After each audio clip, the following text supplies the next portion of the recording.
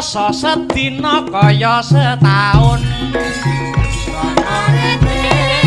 Kaya mengtinggup rina wengi kan bisa turun amung tansah ingin sliramu pewayanganmu kata nenetra sebulane iku mung rasa kangenku kangen kangen kangen kangen kangen kangen kangen kangen kangen aku kangen sliramu. Assalamualaikum warahmatullahi wabarakatuh. Selamat pagi Mas Gareng. Selamat pagi Truk. Pagi gong pagi Mas Witru. Alhamdulillah. Wiwit jam 09.00 nganti jam piro iki? Jam 2 kurang 10 menit manut jamku. Diparingi lancar ora ana alangan sawiji ngopo anggone awake dhewe paring lelipur ana Ngadipura kene. Tobat. Ngambale atur sembah nuwun matur nuwun warga masyarakat Ngadipura Kecamatan Wonotirta Kadipaten Blitar. Sembah nuwun sampun ngaturi Den Akbar sak rombongan. Ora ketang klungsu-klungsu melu udu ya, Le. Nggih Mas Gareng. Muga-muga keluarga besar desa Ngadipura tinaringan teguh yuwana ayem tentrem sejahtera bahagia lahir dan batin ya Mas. Suaramu kok beda. Lah nyocokne wayange. Nyocokne wayange ya. Ya ngene iki lah. Iya. Nyocokne lambene wayang. Amin gong sing disuwun pancen kaya mangkono. Kaya sing tak aturke mau ngarep adicara wayangan ngene iki sing diuntungkan ora mung senimane. Bener, Truk. Sing golek duit pirang-pirang contone kaya tukang parkir mung golek Serono rafia pirang meter wis dadi duit. Ora lali kanca-kanca bakul. Heeh. Ngene iki tumplek-blek nganti mau sore teh jan. Dalan ora amet lho Kang. Heeh. Iya, Gong. Muga diparingi laris kabeh. Entek dagangane kathah bathine. Amin. Aku nate ngrungokke pituturi guruku. Babakan 12 bab. Ora 12 bab mau pitutur saka guruku babakan kapitayan. 12 bab mau apa wae terus Piye jlentre Kang? 12 babakan mau ya kuwi siji. Yang singkat itu waktu. Angka loro yang menipu itu dunia. Angka telu yang dekat itu kematian. Angka papat yang besar itu hawa nafsu. Angka 5 yang sulit itu ikhlas. Angka 6 yang mudah itu perbuatan dosa. Angka 7 yang susah itu ngelakoni sabar. Angka 8 yang sering lupa itu bersyukur ana ngarsane Gusti Allah Subhanahu wa taala. Angka 9 yang tajam itu lidah. Angka 10 yang berharga itu iman. Angka 11 yang menentramkan hati itu berzikir lan sing pungkasan angka 12 yang ditunggu Allah adalah tobat. Iku pun sing penting ditekenke ngibadahe 5 wektu aja nganti lali. Saya apik yen jam 1 bengi nindakke salat tahajud insyaallah tentrem sak kulawargane. Nah, contone kaya masyarakat Ngadipura kene ya, Truk. Maringi ayem tentrem, paringi rejeki sing lumintu, leres Mas Gareng. Ana piwulang maneh, wong urip aja mung nuruti butuhing karep, ning turutana butuhing urip. Yen gur nuruti karep, jagat arep diemperi. Mula urip niku sak derma nglampahi nganti tepekaning takdir saka Gusti Allah. Ingkang mengku werdi, hidup itu hanya menjalankan ketentuan dari Tuhan Yang Maha Esa. Kita sebatas berdoa dan berusaha karena hanya yang kuasa yang mengerti mana yang baik dan buruk. Ana tembung becik ke titik, ala ketara ngono kae. Kuwi kabeh ya dilakoni awake dhewe ya, Truk. Bener, Gong. Perbuatan kebaikan suatu saat akan tetap terungkap sepintar-pintar apapun orang lain memanipulasinya. Sebaliknya suatu keburukan akan terungkap pada saatnya nanti. Wis kuwi tetep mula ana tembung wong kuwi aja sok gumunan, aja sok kagetan, aja sok getunan, aja aleman lan aja geleman. Maknane piye, Lid? Maknane piye, Kang? Ingkang mengerti jangan mudah terheran-heran atau terlalu kagum. Angka 2 jangan mudah menyesal, angka 3 jangan mudah terkejut, angka 4 jangan mudah manja. Lan angka 5 jangan mengambil yang bukan haknya. Insyaallah nyambut gawe ning ngendi wae seneng ora getapan, ora disirik karo wong. Ya elek-eleke wong iki yen nyolong kok. Nek wis nyolong iki wis. Ya sithik ora apa-apa yen rezekine dhewe. Apa meneh nglakoni metro gareng bagong kaya ngene iki Mas Gareng. Piye, Le? Piye, Kang? Ndalangi lak walah. Abot sanggane. Ndalangi iso swara kung kaya Mbah Dianom sabet trampil kaya swargi Mbah Di mantep sing ngangeli payune. Ya ta. Lah nek kuwi nasib kuwi. Ya wis bakune saiki seneng-seneng menyelam sambil minum air. Pelak, Mbah, pelak. Nanti pelak. Tintingane pelak. Dikendheni sik. Yen ning tawang ana lintang lanjutno Mas Heru.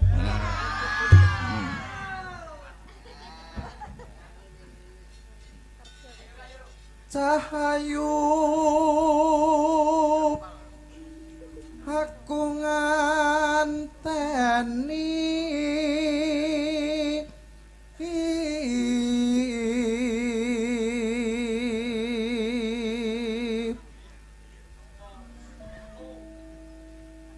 marang mega ing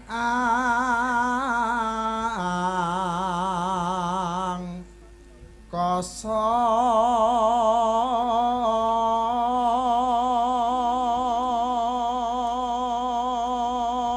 Cik metu megatruh karo Masku Mambang.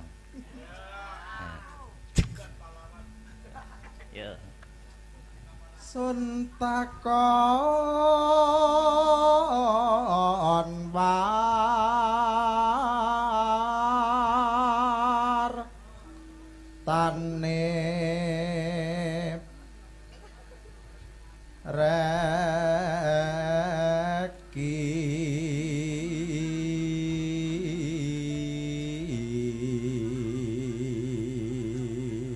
Aku iki karo Mas Heru malah kaya dagelan sepelan kelambine padha. Sama Mas Da. Iya. Anyar kok baru. Ya. Janjiku eling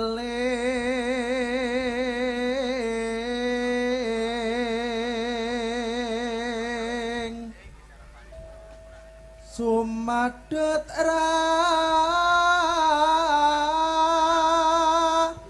sing tias ingsun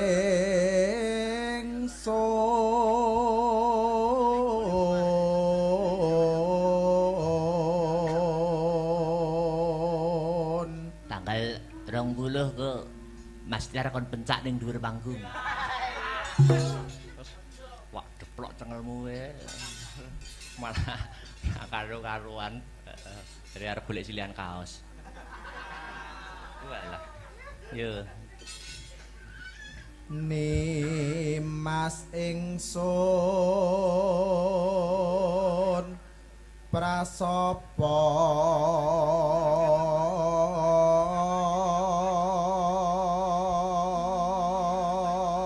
Widih. Dawane sinaksanan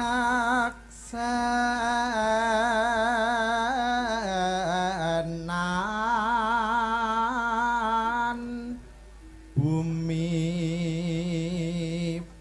langit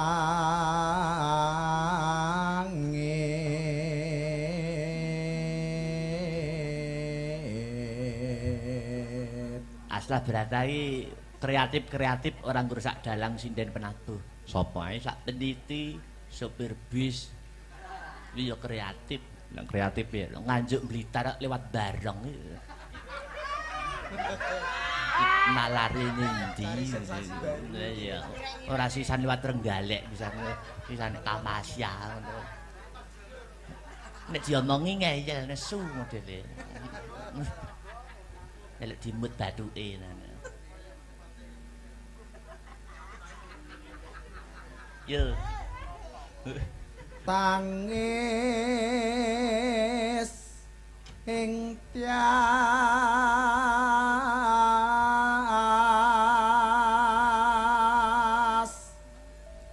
ngenteni dang rap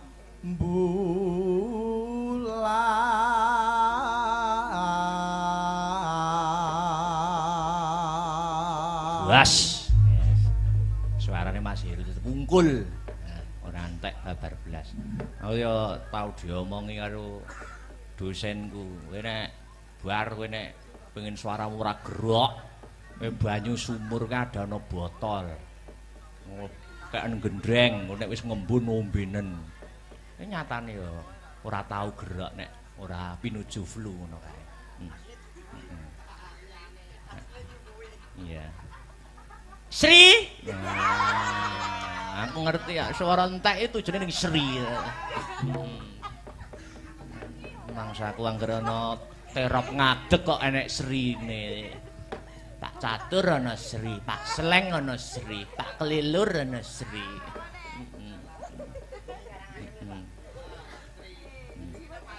Pak anu Bima Wanagiri.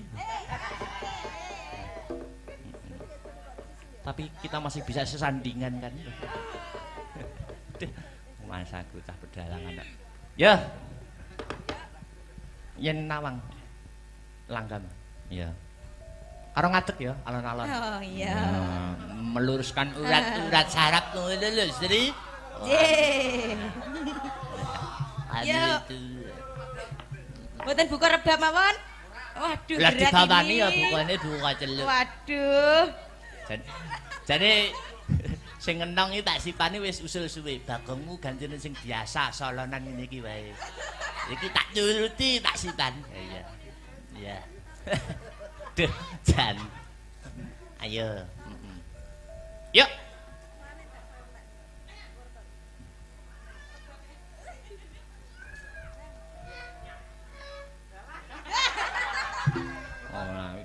Oh, di tangane ra tekan lho lan buka celuk. Yo. Yening tawangun. Ayo Sri. Lintang wong bagus. Ngenteni tekamu. Sakne. Marang mega ing angkasa kang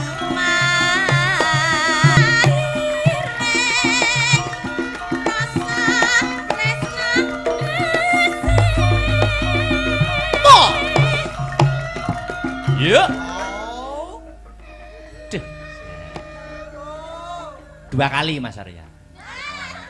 Bareng kok dijaipong iki tipis-tipis ya. Yo. Yening tawangun lintang wong bagus. Nangis sing ati. Aja nangis. Binarong swarane Halo, halo.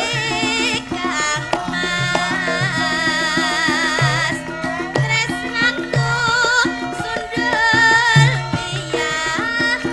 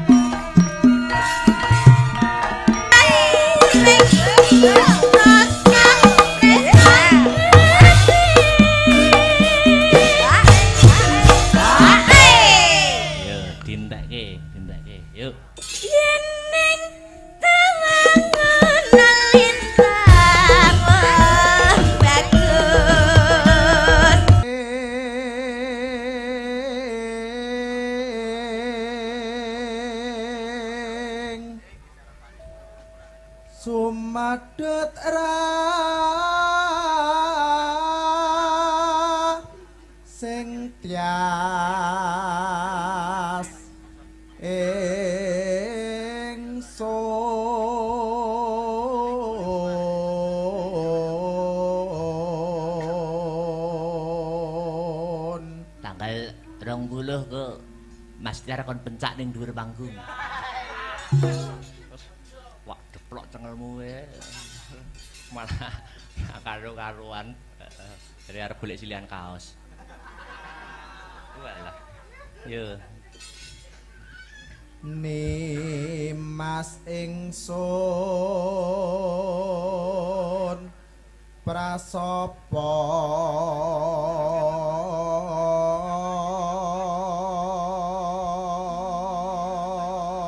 Widih. Wene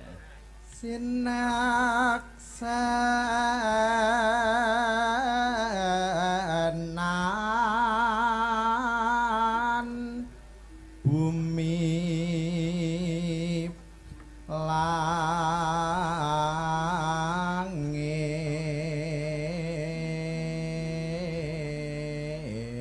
langit Aslah beratai kreatif orang rusak dalang sinden penabuh. sapa ae Sak peniti sopir bis iki ya kreatif. yang kreatif ya. Nganjuk Blitar lewat bareng. Nalari ndi? Iya. Ora sisan liwat Trenggalek sisan Tamasya ngono. Nek diomongi ngeyel nesu modele. Nek dimut bathuke.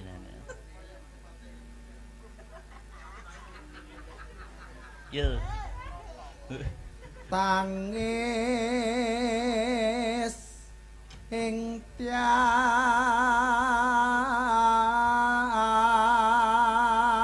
tias ngenteni padang rap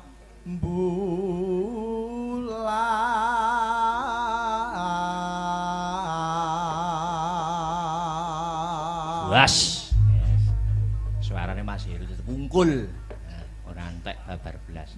Aku ya tau diomongi karo dosenku. Kowe nek bar kowe nek pengen suaramu ora gerok, kowe banyu sumur ka ada ana botol. Kayak gendreng, nek wis ngembun ombenen.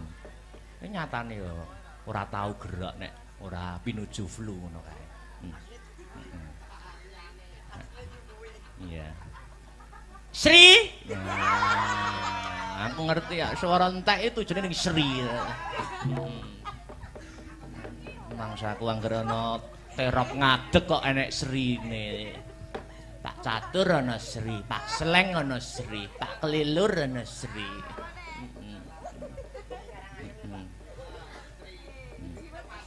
Pak anu Bima Wanagiri. Tapi kita masih bisa sesandingan kan. Masa aku cah pedalangan. Ya.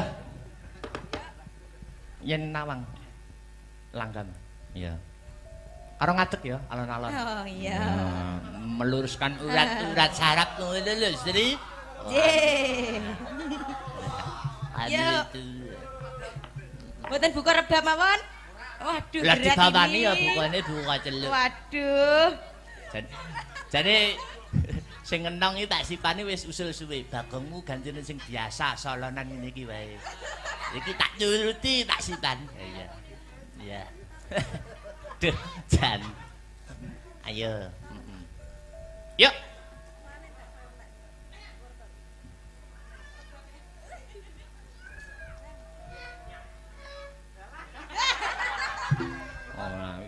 Oh, di tangane ra tekan lho, lan buka delok.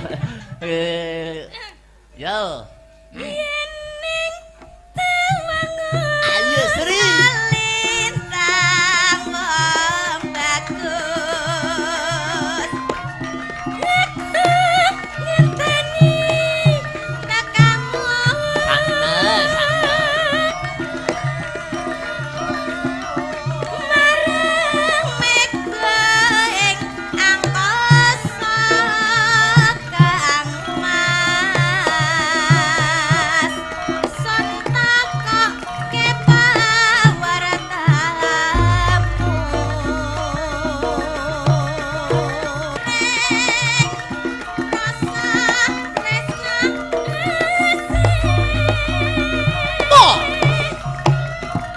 Yuk. Duh. 2 kali Mas Arya. Bareng kok dijaipong tipis-tipis ya. Yo. Yen ning tawangun alintang wong bagus nangis sing ati Aja nangis.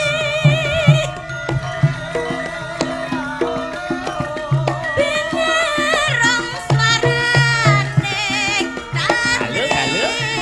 Kang Mas tresnaku sundul piyati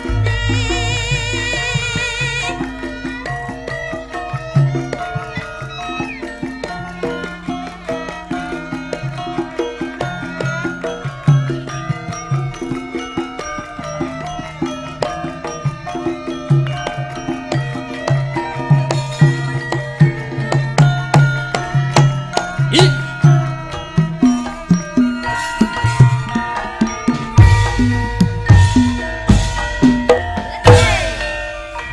Yen ning tawangun alintang wong bagus ngenteni tekamu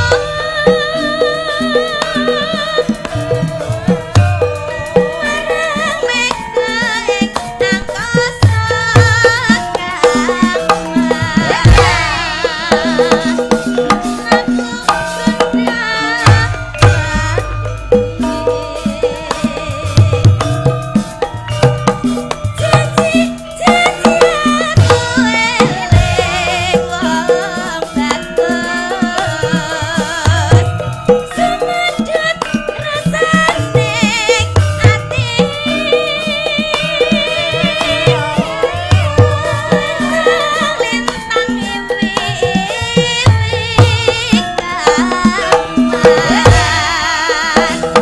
Tresnaku sundul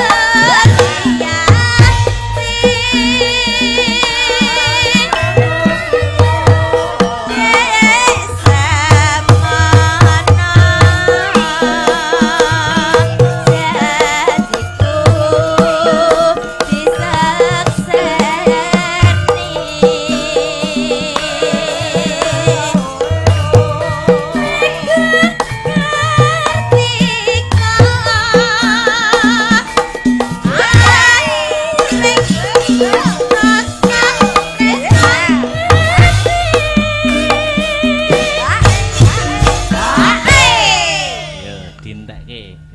Yuk. Yen ning tawangun alintang wong bagus rangono swaraning ati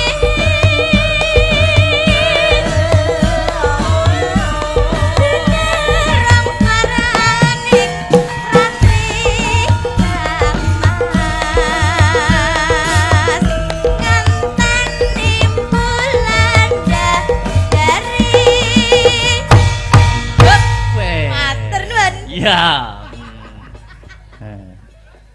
Bengi iki dikabari kancaku. Nelaladan Blitar wayangan ya ora mung awake dhewe iki mau. Endi neh, Truk? Iki dulur-dulur dalang nom-noman Blitar. Pada gentar. Paguyuban dalang generasi Blitar go ngeneki wayangan. Ing daleme Mas Rudi Garing. Lah, enengke ya, Truk. Dalang nom-noman iki iso sayuk rukun ngeneki wayangan rutinan. Nganjuk arep bentuk ngono angel men ya. Oh, kabeh iki duwe prinsip dhewe-dhewe le, Tamu kok iso. Ayo wis men. Ora gelem rukun yo tak ngurusi tanggap aku dhewe ya. Malah kurep ora ngentek tenaga. Ya jane pada intinya iki paguyuban sing terbentuk ngono kuwi lah. Tujuane karaben wayang kulit kuwi ora kelangan lacak. Dadi perlu wadah kanggo regenerasi dalang nom-noman kanggo srana neruske dadi pelaku seni utawa dalang. Ngono ya, Le. Nggih. Lanjutke engko Dik Niken nggo bom nggo terakhir. Ya. Duit rong tembang wi. Ngateko wi. Guyu wi. Sinden jembreng ta wi. Mergo Astagfirullah. layangan ki terutama sing di depne penonton ki rak sinden. Fitnah, Mas. Nek dalang karo yoga ya wis ra duwe nomor. Aku lo selalu tersenyum. Iya. Apa iki mau? Ngadeg kok? Iya. Ya.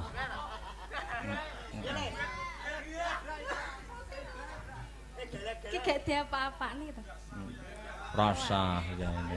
Ya wis tak ngadeg. Karo Victor ngadeg Tor. Ngadeg kok Tor. Ah, ngono. Ben sip. Ngadeg kok Tor.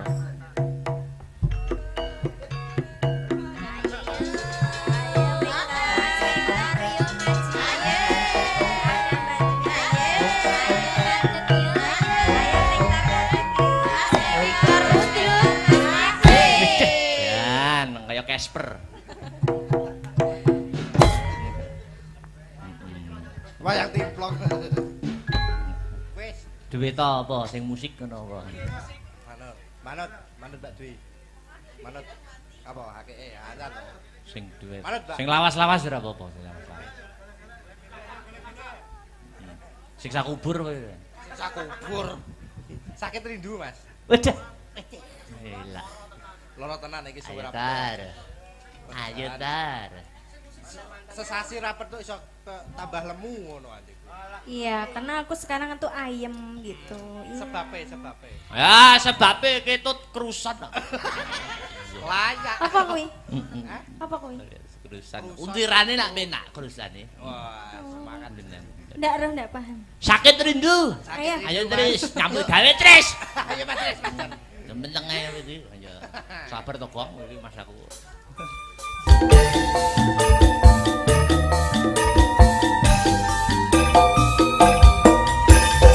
Terima kasih. Sampun katur. Jadi Nggih, Mas. duduk.